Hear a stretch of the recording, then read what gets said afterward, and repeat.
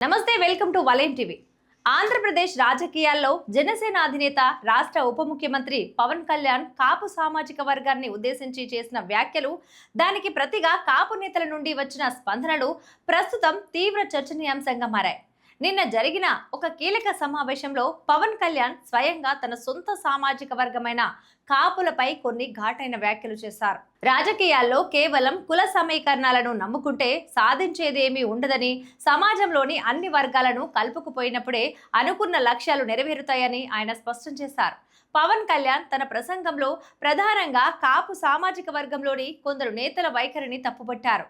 రాజకీయ అధికారం కావాలని కోరటం తప్పు కాదు, కానీ దానికి తగ్గ వ్యూహం, ఐక్యత ఉండాలి అని ఆయన వ్యాఖ్యానించారు.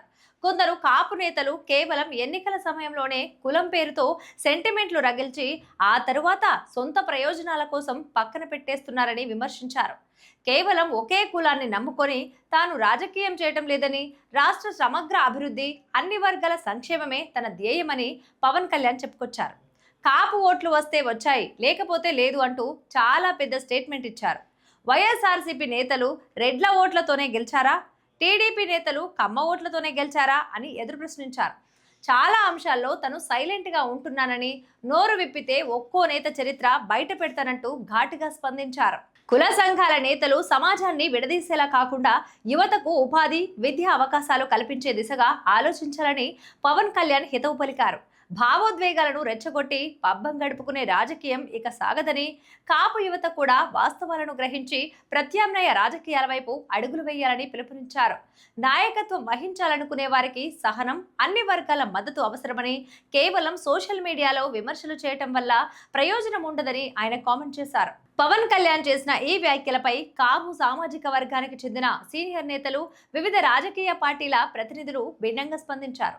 కొందరు నేతలు పవన్ కళ్యాణ్ను తీవ్రంగా తప్పుపట్టారు. కాపుల మద్దతుతోనే పవన్ కళ్యాణ్ ఈ రోజు ఈ స్థాయిలో ఉన్నారని, అధికారం దక్కగానే తమ సామాజిక వర్గాన్ని విమర్శించడం సరికాదని కొందరు నేతలు మండిపడ్డారు. కాపు రిజర్వేషన్లు, సమాజంలో వారి సామాజిక న్యాయం కోసం దశాబ్దాలుగా పోరాడుతున్న నేతలను కించపరిచేలా మాట్లాడడం పవన్ కు తగదని వారు హితవు పలికారు. కాపు ఓట్లు తనకు అక్కర్లేదని పవన్ బహిరంగంగా చెప్పగలరా అంటూ ప్రశ్నిస్తున్నారు. పవన్ కళ్యాణ్ అన్నదానిలో ఎలాంటి తప్పు లేదని, ఆయన వ్యాఖ్యలను సానుకూల కోణంలో చూడాలని వారు పేర్కొన్నారు. కుల పరిధులను దాటి రాష్ట్ర నాయకుడిగా ఎదిగే క్రమంలో ఆయన మాట్లాడిన మాటలు వాస్తవాలకు దగ్గరగా ఉన్నాయని సమర్థించారు. కాపులు కేవలం ఒక ఓటు బ్యాంకులా మిగిలిపోకుండా రాజకీయంగా పరిణతి చెందించాలనే ఉద్దేశంతోనే ఆయన అంతటి ఆవేదనను వ్యక్తం చేశారని జనసేన అనుకూల నేతలు విశ్లేషించారు.